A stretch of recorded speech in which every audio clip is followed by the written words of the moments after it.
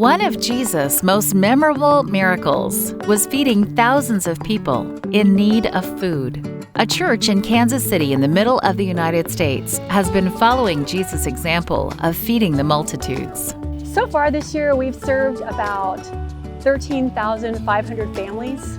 That equates to about 53,000 people when you add up the people in those families. The New Haven Church opens its parking lot every Tuesday for food distribution. Cars line the street and wrap around the church to wait for the volunteers to fill the back of the cars with groceries and even baby supplies. All of this is accomplished in partnership with other organizations in the community. They work together to help families in need. From 10 to 11 for 1 hour we serve. And we did probably about 300 families today and probably about 1,200 to 1,500 clients that we served. I'd say we probably do anywhere from $80 to a little over $100 worth of groceries when they come through and we put it in the back of their trunks. Today is not just any other distribution day. The church is celebrating their 1 millionth pound of food donated for the year.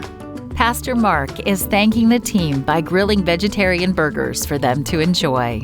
At the end of June, we hit 1 million pounds of food that we served. Here in 2021, we're definitely on pace to do over 2 million pounds. So we just took a little time to celebrate that. We were thanking the volunteers that were there with some vegetarian burgers with caramelized barbecue on it. And so yeah, it was a good celebration just to thank the volunteers for all their work. We couldn't have done it without them.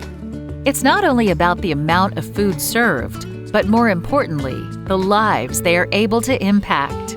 Another family said they were asking for prayer because they were going to be evicted from their home in a couple of weeks. It reminded me that we're serving people that are really on the edge of homelessness.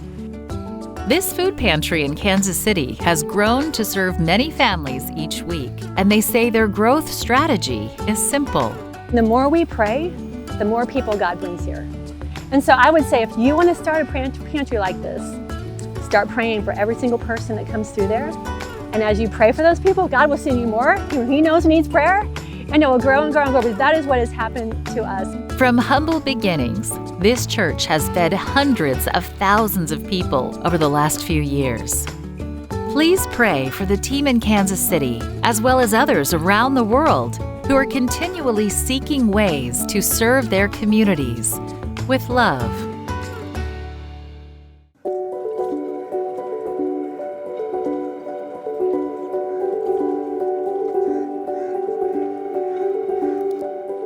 Studies show that all over the world, the older population is growing, and in many societies, seniors spend most of their days alone. There are many effects of isolation: stress, depression, an increase in unhealthy habits like smoking, drinking, and neglect of physical activity, and a risk of quicker mental decline due to the lack of stimulation.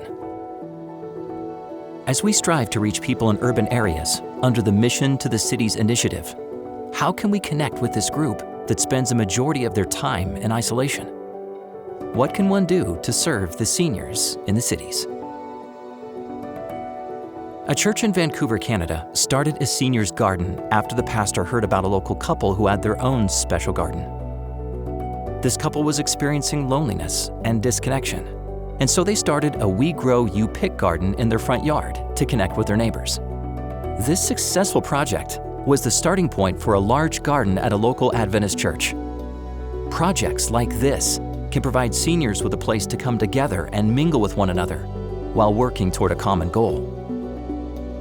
In South Korea, members of the Seoul Central Church are caring for the elderly by running a senior citizen ministry. The church provides food to the elderly every Sabbath and extends their help even further by providing bus fare for the trip to and from the church every other week. What were Ellen White's thoughts on the elderly? In the book, The Ministry of Healing, she writes, "There is a blessing in the association of the old and the young. The young may bring sunshine into the hearts and lives of the aged. Those whose hold on life is weakening need the benefit and contact with the hopefulness and buoyancy of youth." In Pennsylvania, members of a church provide lawn and yard care to seniors who are homeowners and unable to care for their yards on their own. There are many opportunities to serve seniors in the cities, from providing basic home repairs to offering exercise programs and outings meant specifically for the elderly. Visit the Mission to the Cities website for more ideas on how to serve your city's most vulnerable residents. Following Christ's method of ministry and filled with His Spirit, you can impact someone's life today. Please pray for the ongoing work of reaching the unreached. Thank you for supporting Mission to the Cities.